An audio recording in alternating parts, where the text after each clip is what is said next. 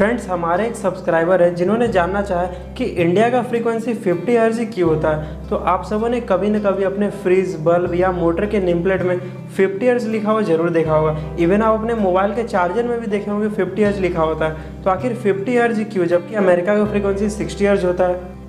तो अगर आप हमारे चैनल पर नए हैं और आपको नहीं पता है कि फ्रीक्वेंसी क्या होता है, तो ऊपर आई बटन में लिंक मिल जाएगा, आप बाद में उस वीडियो को देख लीजिएगा। अभी मैं फिलहाल शॉर्ट में ही बता देता हूँ फ्रीक्वेंसी क्या होता है। तो सबसे पहले ये एसी का सिंबल है।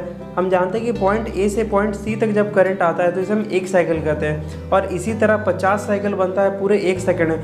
मतलब 1 सेकंड में 50 बार एसी करंट प्लस माइनस होते रहता है, जिसके कारण हम इसे टेक्निकल 50 हर्ट्ज फ्रीक्वेंसी कहते हैं, जो कि अमेरिका का फ्रीक्वेंसी 60 हर्ट्ज होता है। तो सबसे पहले हम कैलकुलेशन की मदद से समझेंगे कि 50 हर्ट्ज फ्रीक्वेंसी इंडिया में क्यों है, और लास्ट में हम पूरे स्टोरी को जानेंगे कि आखिर 50 हर्ट्ज फ्रीक्वेंसी का शुरुआत कब हुआ, कहाँ से हुआ, ये सब हम लास्ट में। तो यहाँ पे हम जानते हैं कि 50 हर्ट्ज फ्रीक्वेंसी में जो इनपुट एसी सप्लाई वो 220 वोल्ट होता है, 60 हर्ट्ज फ्रीक्वेंसी में इनपुट एसी सप्लाई 110 वोल्ट होता है। मतलब विदेश में सारा काम 110 वोल्ट में ही हो जाता है और इंडिया में सारा काम 220 वोल्ट में होता है। तो अब मान लीजिए हमारे पास 1000 वाट का एक सिंगल फेज मोटर है या फिर कोई मशीन है। तो पहले हम इसका करंट निकालते हैं। करंट निकालने के लिए यहाँ एक फॉर्मूला है, I=P/V का हम लोग यूज़ करते हैं। पावर 1000 वाट है भागा 220 वोल्ट जो हमारा सप्लाई वोल्टेज है। तो यहाँ पे करंट निकलेगा 4.5, मतलब ये मशीन 4.5 एम्पेयर करंट कंज्यूम कर रही है। अब 60 हर्ट्ज में देखते हैं कि ये 60 हर्ट्ज में कितना करंट कंज्यूम करता है। तो यही सेम मशीन जो कि पावर है 1000 वाट और सप्लाई वोल्टेज 110 वोल्ट है, जब हम इसे भाग देंगे तो आएगा 9.09 एम्पेयर। मतलब ये मशीन इससे डबल करंट कंज्यूम कर रही है। अगर हम 50 हर्ट्ज फ्रीक्वेंसी में किसी मशीन को चलाएं तो वो 4.5 एम्पेयर कंज्यूम करती है, और अगर हम 60 हर्ट्ज फ्रीक्वेंसी में किसी मशीन को चला रहे तो वो 9.0 एम्पेयर कंज्यूम कर रहा है। इसका मतलब ये इससे डबल करंट कंज्यूम कर रहा है। तो यहाँ हम क्या जानते हैं कि अगर मशीन ज़्यादा करंट कंज्यूम करेगी तो उसे ज़्यादा मोटा वायर चाहिए, और अगर मशीन कम करंट कंज्यूम करेगी तो उसे पतला वायर चाहिए।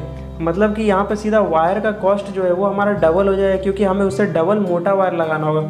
अगर हम 4.5 एम्पेयर में 1.5 mm का वायर लगा रहे हैं तो यहाँ 9.09 में हमें 3 mm का वायर लगाना होगा। इसका मतलब अगर आप इंडिया में अपने घर में वायरिंग कराते हैं और उसको वायर का कॉस्ट 10,000 आता है, तो यही आप USA कंट्रीज़ या अमेरिका में अगर वायरिंग कराते हैं तो वहाँ पे सीधा आपका वायर का कॉस्ट डबल हो जाएगा, सीधा 20,000 आपका वहाँ कॉस्ट आएगा। मतलब इससे हमारे वायर का कॉस्ट बहुत ज़्यादा बच जाता है, जो कि ट्रांसमिशन लाइन या फिर टावर्स में जितने भी वायर्स यूज़ किए जाते हैं उन सारे का कॉस्ट बच जाता है, जो कि कॉस्ट प्राइस काफ़ी ज़्यादा अहम रोल निभाता है किसी भी चीज़ को यूज़ करने में। और अगर हम चाहें अब इंडिया में 60 हर्ट्ज फ्रीक्वेंसी को यूज़ करना तो वो पॉसिबल नहीं हो पाएगा, क्योंकि जितने भी सारे पूरे इंडिया में इक्विपमेंट है उन सारे इक्विपमेंट को हमें रिप्लेस करना होगा 50 हर्ट्ज से 60 हर्ट्ज में। और अगर हम इसी मशीन को 60 हर्ट्ज फ्रीक्वेंसी में चला देंगे तो सारे मशीन खराब हो जाएंगे और सही से काम नहीं कर पाएगा। तो चलिए अब देख लेते हैं कि फ्रीक्वेंसी का शुरुआत कहाँ से हुआ था। इंडिया में पहली बार कब 50 हर्ट्ज फ्रीक्वेंसी का प्लांट स्थापित हुआ था।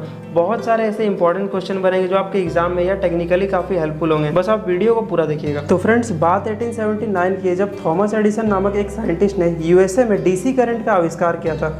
तो उस टाइम में 110 वोल्ट DC का यूज़ किया जाता था, जो कि जनरल इलेक्ट्रिक उनके कंपनी का नाम था। तो उसी के कुछ समय बाद निकोला टेस्ला आए, उन्होंने AC करंट का आविष्कार किया, जो कि 3 फेज 240 वोल्ट 60 हर्ट्ज फ्रीक्वेंसी था। अब निकोला टेस्ला ने 60 हर्ट्ज फ्रीक्वेंसी का आविष्कार इसलिए किया था क्योंकि उस समय एक आर्क लैम्प का यूज़ होता था। निकोला टेस्ला ने देखा कि 60 हर्ट्ज फ्रीक्वेंसी में यह बल्ब काफ़ी अच्छा जल रहा है, काफ़ी अच्छा ग्लो कर रहा है, इसमें ब्लिंकिंग बहुत कम हो रहा है। इसलिए निकोला टेस्ला ने 60 हर्ट्ज फ्रीक्वेंसी का यूज़ किया, और देखते ही देखते AC करंट का यूज काफ़ी ज़्यादा होने लगा, क्योंकि DC में जो कि बहुत सारे प्रॉब्लम्स आ रहे थे, बहुत सारे खामी थे, क्योंकि DC करंट में लॉसेस काफ़ी ज़्यादा अधिक हो रहा था और उसे हम ट्रांसमिशन लाइन में हाफ मील से ज़्यादा दूर तक यूज़ नहीं कर सकते थे। उससे ज़्यादा दूर करंट जाने पर उसमें लॉसेस बहुत अधिक बढ़ने लगा था, जिससे कारण AC करंट का यूज़ काफ़ी ज़्यादा होने लगा और लोगों ने AC करंट को जाना। तो उसी समय में USA गवर्नमेंट ने single phase 110 volt 60 hertz frequency का यूज़ करने लगा। और उस समय जो कि कॉपर और एल्युमिनियम काफ़ी आसानी से नहीं मिलते थे, तो उस समय वर्ल्ड वार फर्स्ट के पहले सभी देश के संबंध आपस में टूट चुके थे। तो जो UK में रहने वाले थे उन्होंने अपना ही इन्वेंशन कर दिया। ब्रिटिश लोगों ने उसी समय देखा कि फ्रीक्वेंसी को कम करने पर सिंगल फेज वोल्टेज 220 वोल्ट हो जाता है, और जिससे हमारा करंट भी कम हो जाता है और वायर का लॉसेस काफ़ी कम हो जाता है और वायर का कॉस्ट भी कम हो जाता है। क्योंकि करंट कम होता है तो वायर हमें पतला यूज़ करना पड़ेगा, उससे वायर का कॉस्ट काफ़ी ज़्यादा कम हो जाएगा। तो अब इंडिया में 50 हर्ट्ज फ्रीक्वेंसी कैसे आया। हम इंडिया में 50 हर्ट्ज फ्रीक्वेंसी क्यों यूज़ करते हैं, क्योंकि हमें पता है कि ब्रिटिश गवर्नमेंट ने इंडिया में काफ़ी साल शासन किया था। तो इसी शासन के दौरान उन्होंने इंडिया में पहला 50 hertz power plant small hydro power plant 1897 में दार्जिलिंग में स्थापित किया और इसके बाद धीरे धीरे ब्रिटिश गवर्नमेंट ने major hydro power plant Karnataka में स्थित किया, जो कि देखते ही देखते धीरे धीरे पूरे इंडिया में फैल गया और हम सभी लोग 50 हर्ट्ज फ्रीक्वेंसी को यूज करने लगे, क्योंकि ब्रिटिश गवर्नमेंट यूके से जितना भी सामान वगैरह मंगाते थे ये सारा 50 हर्ट्ज फ्रीक्वेंसी बेस्ड ही मंगाते थे। तो इसलिए आज सभी हम लोग इंडिया में 50 हर्ट्ज फ्रीक्वेंसी का यूज करते हैं, जो कि अब चेंज करना काफ़ी ज़्यादा मुश्किल है। और आज के इस वीडियो का हमारा सवाल है फ्रेंड्स, आंसर कमेंट बॉक्स में कमेंट जरूर कीजिएगा और आंसर नहीं भी आता है तो भी कमेंट कीजिएगा, मैं आपको वहाँ समझाऊंगा। तो आज के इस वीडियो में इतना ही, मिलते हैं नेक्स्ट वीडियो में।